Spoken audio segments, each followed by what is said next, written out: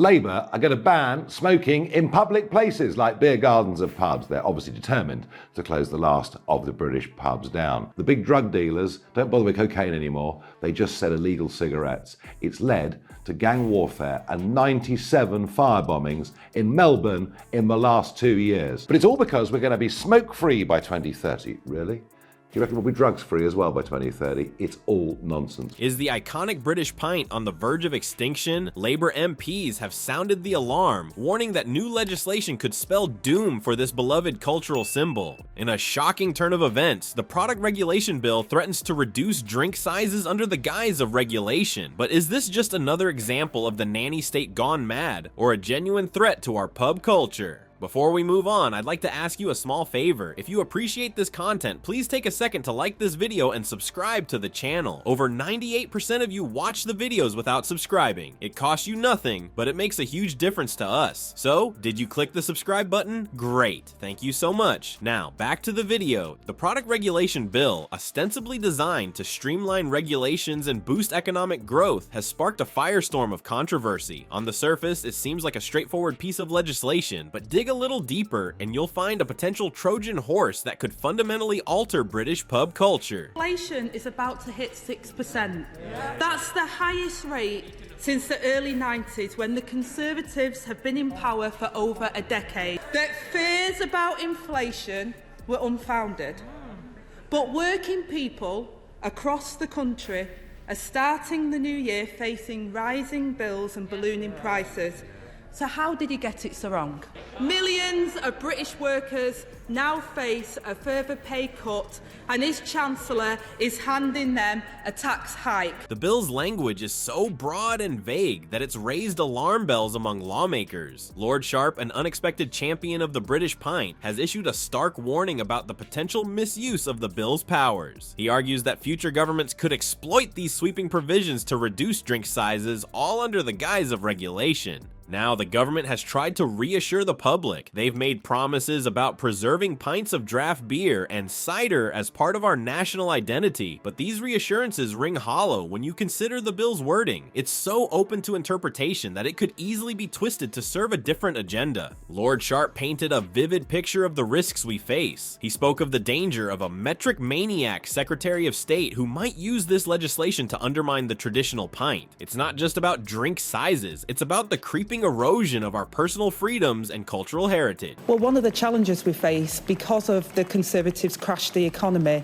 and the situation we're going to inherit is that we won't be able to reverse everything that the Conservatives have done over the last 13 years. The house building that I'm proposing at the start of conference that we'll be announcing more this week is about actually giving people secure futures and making sure that we can tackle things like child poverty. But we've had 13 years of Conservative failure, a crashed economy, so we're going to inherit a very difficult programme if we were lucky enough to win the next general election, and therefore we're realistic about what we're able to achieve, but we will change Britain for the better. So what specific threats does this bill pose to the British pint? Well, brace yourself. There's a very real possibility that our beloved pint could be replaced with smaller measures. Lord Sharp specifically mentioned the Australian schooner, which he colorfully described as an abomination of a vessel. But here's the kicker. This controversy isn't just about how much beer we get in our glass. It's symptomatic of a much larger debate. We're grappling with the balance between public health initiatives and the preservation of cultural practices. Critics argue that reducing the prominence of the pint would betray centuries of British history and traditions. And the threat goes beyond just drink sizes. This bill represents a fundamental shift in how we approach regulation and cultural norms. It's a battle between those who see traditional practices as outdated and those who view them as essential to our national identity. The question is, where do we draw the line? Imagine walking into your local pub and being handed a schooner instead of a pint. Sounds absurd, doesn't it? Yet this scenario isn't as far-fetched as you might think. The ongoing parliamentary debate has put the future of the British pint in jeopardy, and the implications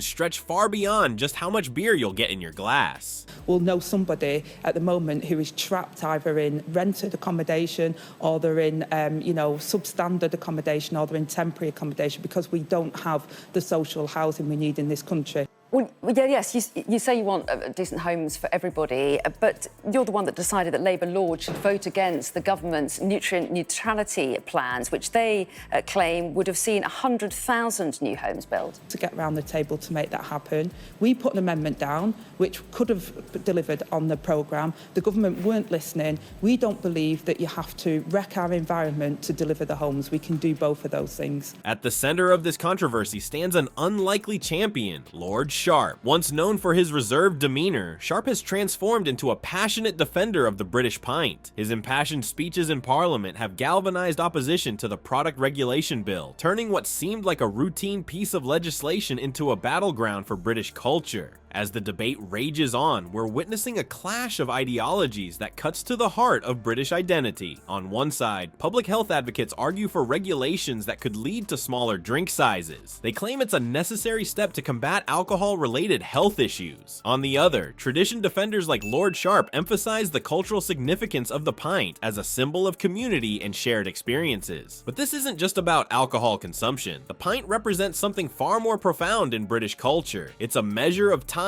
spent with friends, a symbol of relaxation after a long day's work, and a tangible link to centuries of British history. Changing the pint could fundamentally alter the social dynamics of pubs across the nation. Think about it. How would conversations change if everyone was nursing a smaller drink? Would the atmosphere in pubs shift if people had to order more frequently? These are the questions that many Brits are grappling with as they consider the potential fallout from this legislation. As the parliamentary debate intensifies, the question on everyone's mind is, will lawmakers amend the bill to protect the pint? Recent public opinion polls suggest that many British citizens view the pint as an integral part of their cultural identity. A significant portion has expressed concern over potential legislative changes that could affect traditional drinking customs. The latest developments in Parliament hint at a possible compromise. Some MPs are proposing amendments that would explicitly protect the pint while still addressing public health concerns. But whether these efforts will be enough to satisfy both sides remains to be seen. This controversy raises broader questions about the balance between tradition and progress in modern Britain. How do we preserve our cultural heritage while addressing contemporary challenges? The fate of the British pint may seem trivial to some, but it's become a symbol of a much larger debate about national identity and the role of government in our daily lives. The battle over the British pint has exposed deep-rooted tensions between tradition and regulation. On one side, we have those who view the pint as a cultural touchstone, a symbol of British identity that's withstood centuries. On the other, health advocates argue for smaller measures in the name of public well-being. But is this really about health, or is it a slippery slope towards eroding our cultural practices? Lord Sharp's warning rings in our ears. It is not difficult to imagine a scenario where a nanny state approach imposes changes that erode our traditions, all while claiming it's for our own good. This debate forces us to confront a crucial question. At what point does regulation cross the line from protecting citizens to controlling them? As this controversy unfolds, it's vital for all of us to stay engaged. Contact your MPs, attend local meetings, join campaigns that defend British pub culture. Your voice matters in shaping the future of this beloved tradition. The fate of the British pint hangs in the balance, and with it, a piece of our national character.